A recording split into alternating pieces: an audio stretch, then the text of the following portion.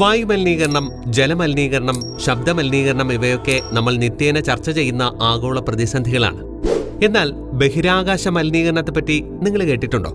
Kessler syndrome അഥവാ Kessler effect എന്ന് വിളിപ്പേരുള്ള low earth ഓർബിറ്റിന്റെ സാന്ദ്രത ബഹിരാകാശ മാലിന്യങ്ങൾ കാരണം വർദ്ധിക്കുവാനിടയാകുന്ന പ്രതിഭാസത്തെപ്പറ്റിയാണ് ഞാനിന്ന് നിങ്ങളോട് വിശദമായി തന്നെ സംസാരിക്കാൻ പോകുന്നത്.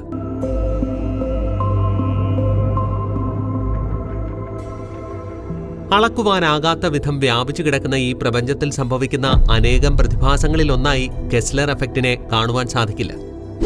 ആധുനിക ശാസ്ത്രത്തിന്റെ പുരോഗതിയും അതിനോടനുബന്ധിച്ചുള്ള മനുഷ്യന്റെ സ്പേസിലേക്കുള്ള കടന്നുകയറ്റവും ഭൂമിയുടെയും മനുഷ്യരാശിയുടെ നിലനിൽപ്പിനെയും എങ്ങനെയാണ് ബാധിക്കുക എന്നതിന്റെ ഒരു നേർക്കാഴ്ചയാണ് ശരിക്കും കെസ്ലർ പ്രഭാവം.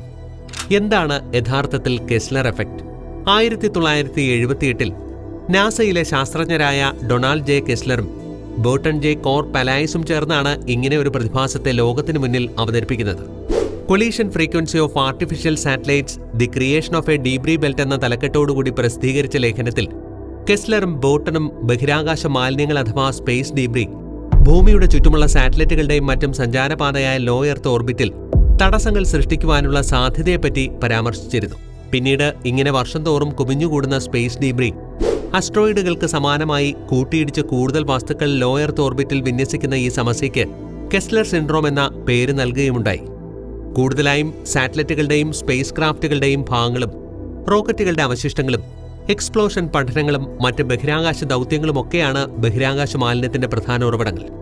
2021 കണക്കുകൾ പ്രകാരം 1 മുതൽ 10 സെന്റിമീറ്റർ വരെ വലുപ്പം വരുന്ന 6 ലക്ഷത്തോളം വസ്തുക്കളും ഏകദേശം 23,000-ലധികം അതിലും വലുപ്പമുള്ള വസ്തുക്കളും സ്പേസ് ഡീബ്രിയുടെ ഭാഗങ്ങളാണ്.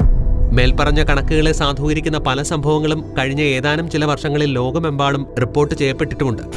ഏറ്റവും ഒടുവിലായി 2024 ഡിസംബർ 30 2.5 ഡയാമീറ്റർ വ്യാസവും 500 കിലോഗ്രാം ഭാരവുമുള്ള ഒരു കൂറ്റൻ വളയം കെനിയുടെ കിഴക്കൻ പ്രവിശ്യയായ മക്വേനി കൗണ്ടിയിൽ പതിച്ചിരുന്നു. ഇത് ഭൂമിയുടെ അന്തരീക്ഷത്തിലേക്ക് തിരിച്ചു കടന്ന ഒരു വിക്ഷേപണ വാഹനത്തിന്റെ അവശിഷ്ടമാണെന്നാണ് കെനിയൻ സ്പേസ് ഏജൻസിയുടെ പ്രാഥമിക നിഗമനം. 2024 തുടക്കത്തിലും ഫ്ലോറിഡ, കാനഡ, നോർത്ത് കരോലിന തുടങ്ങിയ സ്ഥലങ്ങളിൽ സ്പേസ് ഡീബ്രി എന്ന് കരുതപ്പെടുന്ന പലതരത്തിലുള്ള വസ്തുക്കൾ പതിച്ചതായും റിപ്പോർട്ടുകളുണ്ട്.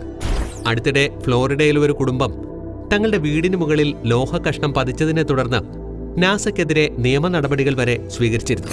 എന്തിനേറെ പറയുവാൻ, 2003 നാസയുടെ ഇന്ത്യക്കാരിയായ കൽപ്പന ചൗള ഉൾപ്പെടെ 7 ഓസ്ട്രോനറ്റുകളുടെ ജീവനെടുത്ത കൊളംബിയ സ്പേസ് ഷട്ടിൽ ദുരന്തത്തിന്റെ അവശിഷ്ടങ്ങൾ ദുരന്തത്തിന് 15 വർഷങ്ങൾക്കിപ്പുറം 2018 പോലും ടെക്സാസ്, അക്വാൻസ, ലൂസിയാന എന്നിവിടങ്ങളിലുള്ള ആളുകൾക്ക് ലഭിക്കുന്നതായാണ് അറിയുവാനും കഴിയുന്നത്. ലോക ബഹിരാകാശ ശാസ്ത്ര മികവിന് തന്നെ മങ്ങലേൽപ്പിക്കുന്ന ഈ സമസ്യയെ നിയന്ത്രണ വിധേയമാക്കുവാൻ യൂറോപ്യൻ സ്പേസ് ഏജൻസി ഒരു സീറോ ഡീബ്രി ചാർട്ടറിനും ആഹ്വാനം ചെയ്തിട്ടുണ്ട്. 2030 സീറോ സ്പേസ് ഡീബ്രി എന്ന ലക്ഷ്യം കൈവരിക്കുക എന്നതാണ് ഈ ചാർട്ടറിന്റെ ഉദ്ദേശ ലക്ഷ്യം തന്നെ. അപ്പോൾ ഇത്രയൊക്കെ ഉള്ളൂ ഇന്നത്തെ വിശേഷം. ഇത്തരം ഇൻഫോർമേറ്റീവായ വീഡിയോകൾക്കായി ഫൈക്കസ് മീഡിയ ഫോളോ ചെയ്ത് ഞങ്ങളോടൊപ്പം കൂടിക്കോ.